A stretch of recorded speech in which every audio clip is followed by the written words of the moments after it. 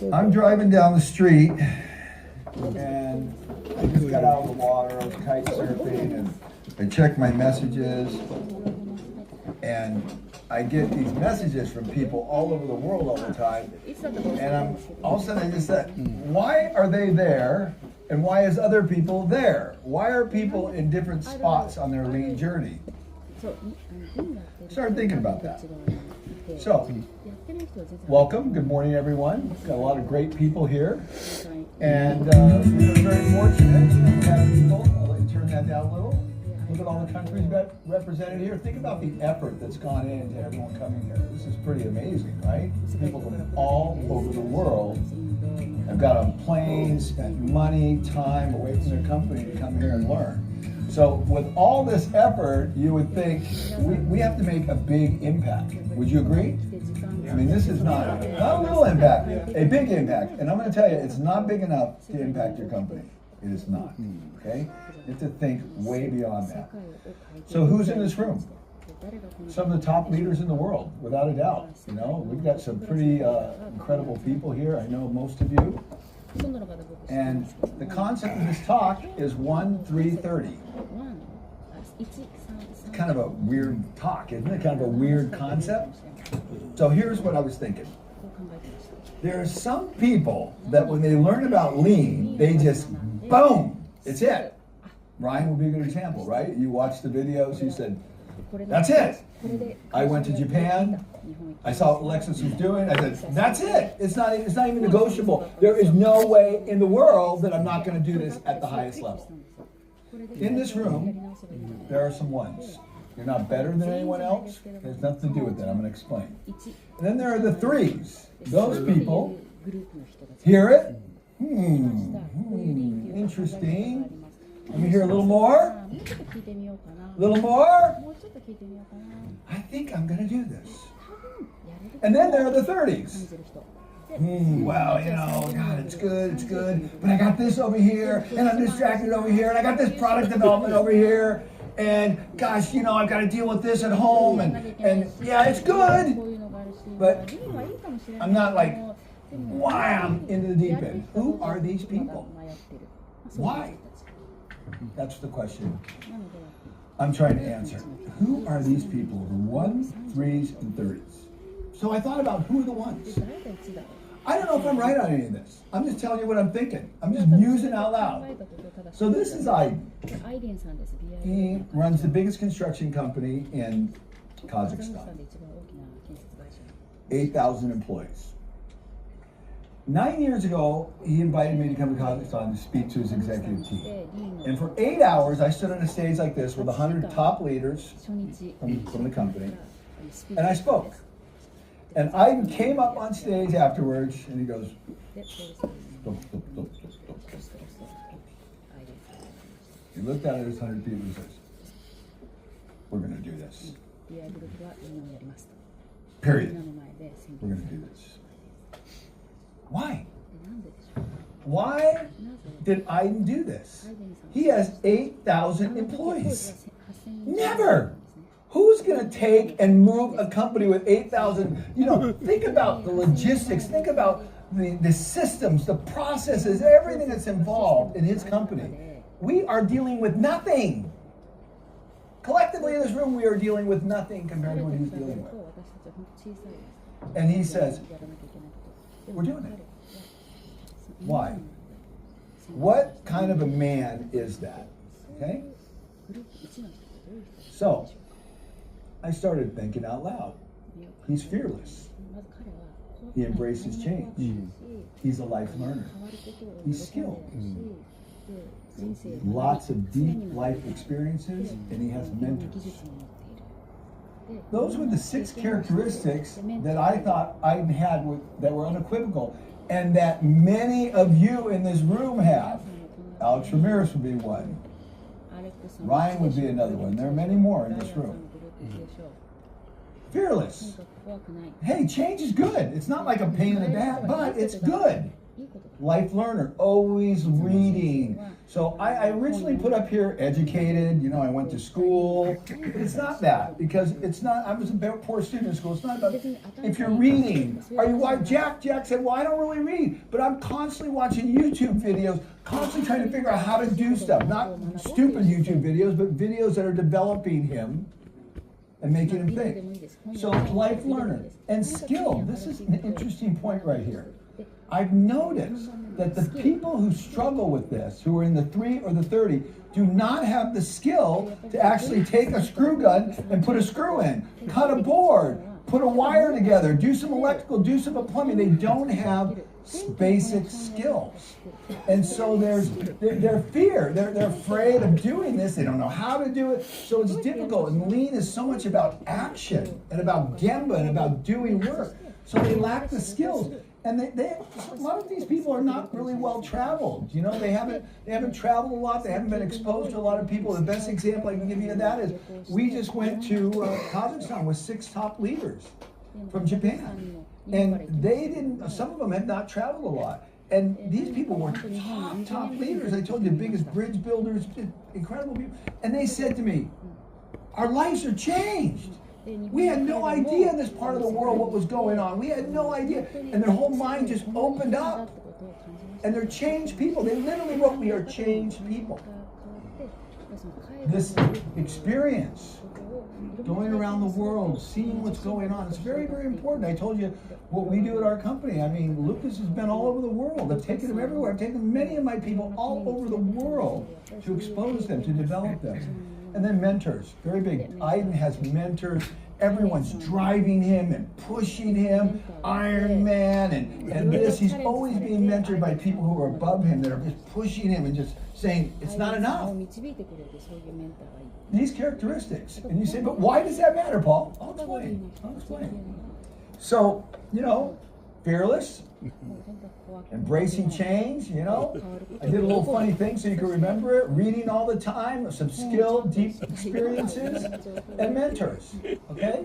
You know, kind of a fun little picture. This is the little kid. Are you the little kid that's on the one wheel? I'm doing a one wheel. I'm 64 years old, and I ride a one wheel. And I surf, and I kite surf, and I foil.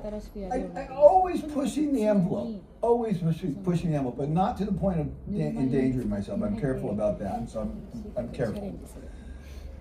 But it's very important here. I have so many mentors, Mr. Amazawa, Mr. Umimura, Bob Taylor. I could just go on and on and on. The people who are above me that are developing me.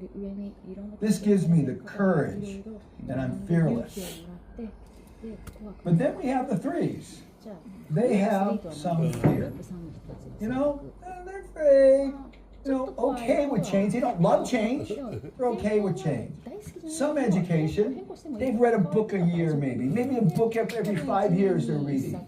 But they're not reading. I'm reading every day. Every day I'm digesting amazing books. I just read Benjamin Netanyahu. I'm now on Lessons from History. I just finished Elon Musk's book 8 times going through. I could just go through a list of books that I've read just recently. Non-stop, all the time. But very little education. Occasionally read some books. They haven't traveled a lot. You know, these people generally have not traveled a lot. No fault of theirs. But there's a deficiency. They have some skills. You know, maybe they could pick up a screw gun and put a screw in. But it's not like they're bailiwick. It's not what they're really strong at doing. Okay? And then mentors, there might have been one person, their grandfather was helping them at some point. But it isn't the main thing of what they do. They don't seek out advice. I know Ryan's told stories that you told stories where you knew people in Ireland and you called them up and they were top leaders and I want to meet with you, and the 3 brothers went and met with them, right? Yeah, exactly. This is like, get it, right? Are you getting it? Yeah. Do you have a mentor? Are you after a mentor? These people are not. No problem. I'm going to explain. I'm going somewhere with this whole thing. You'll see. Okay? This girl, when she did her changes, she started doing some changes, but she had some fear, but she started doing pretty well. And the more improvements you made, the better. And then we have the characteristics of the 30. These people have lots of fear. They're afraid of getting whacked. They avoid change because it's a lot of work. They probably never read a book in their life, and very few experiences. They're living in their little world. They go to the store, get a beer at night, whatever they're doing. Minimal skills, maybe just the skills they have to do to get by every day, but and they definitely do not have a mentor. And I engage these people every day. So these people contact me. God, I saw your book, I read it, it's incredible, but I don't know what to do. You don't know what to do. It laid out the book clear, crystal clear. How could you not know what to do? Right? They're paralyzed. They don't have any experience, they don't have any basis to go on. So, why does this matter? Because you need to know your people. You need to know where your people are. I think once you understand these characteristics and you can identify the deficiencies that a particular individual might have, that has a good attitude, that has the potential to go somewhere, but they lack all these things. Adam talked about mentorship, that if you start developing their skills, you start actually go side by side, show them how to use a screw gun, show them how to use a table saw, show them how to wire an electrical. I'll never forget the story with Bob Taylor. I told you a story about Bob Taylor. He mentored me. Everyone had got home. We were hooking up a new sander. And it was 220 power. I didn't know 220 power. And Bob goes, okay, let's hook this up. And he's taking everything apart and wiring the box and doing it. I said, Bob, how did you learn this? He goes, well, I just got in there and tried. You know, somebody taught me one thing and I learned another thing and I learned another thing. But there was Bob Taylor teaching me the skill to do electrical, right? I didn't have that skill. So you get in there and you start teaching them those skills. You identify the problems and you embrace it. Lucas would be a great example. Lucas was not really good at leading in the beginning. He was afraid of leading. He didn't want to confront people. He didn't want to get in people's face. I pulled him in the conference room 100 times. 100 times. Okay, Lucas, what's the problem? Okay, tell me the problem. Okay, I role play. This is what I'm going to do. Okay, Lucas, role play back to me. Okay, go out and do it. Right? Back in. See what I'm saying? You need to teach these skills to your people. Particularly if they have potential. Right? This is a concept. We need to know where our people are. Are they 1, 3, or 30? And if they're good people and they want to learn, if they're Liams, if they're Stewarts, if they're Alexes, if they're Jakes, we need to develop them. Find out where the weakness is. Develop them with knowledge. Understand deeply what's going on here. What's my recipe? It's very simple. I look at these things and I develop systems that support the outcome. Who was it that said that profound quote last night? Come on, help me. Who was the one that said the indicator's norm? What was the quote? The indicators? The ideal results are preceded by ideal behavior. Get a microphone. Get a microphone for him. Turn it on. We got to hear this. Blue. Say it again. Ideal results are preceded by ideal behaviors. Okay? We want the results. We want these great leaders. But we have to develop these. So fear. Everyone leads the morning meeting in our company. I don't care who you are. You've never stood up in front of people before. I'll never forget leaders coming to my company and saying, Paul, your 18-year-old can lead meetings better than my executives in my company that has 1,000 employees. That didn't just happen. We made them overcome their fear. Change. We embrace change everywhere, everything we do. History, education, every day we have a history lesson. And then experiences. We expose our people to people from all over the world. We have people coming to our company from all over the world. And we take our people all over the world and we teach them the skills. Lucas tells a great story that a guy, you taught him pneumatics. What was it? Hydraulics or pneumatics? Go ahead. Try this one. Okay. Microphone. Yeah, Brian. Stand up. Brian, he's recently became our production lead, and he's really artistic and into making things, but has no technical skills. And so taught him everything about solenoids, how to wire them, how to put together pneumatics, and actually teaching him a little bit of basic CNC now too. And Brian is awesome, posting videos almost every day on our website, all the improvements. He just blows me away. But we're developing those things. We're deliberately and intentionally developing those things. And we're mentoring, as Adam said yesterday. We got to do it. So, check this out. Let's go to Kazakhstan. Who would have thought that when 9 years ago, I'd meet Ike? 9年前にアイデン会長に出会って今学校のパフォーマンスになって想像できます。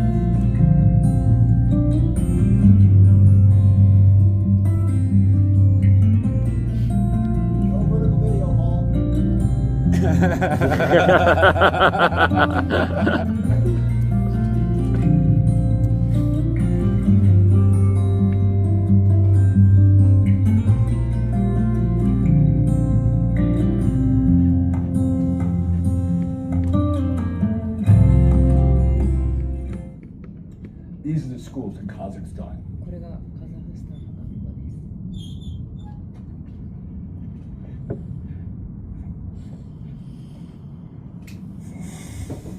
Wow. Who would have thought we could have that big an impact? 国を変えるまでの影響力っていうのを僕たちも This is what fearless leadership looks like. 与えてきて、 Iden's rebuilding the schools in Kazakhstan.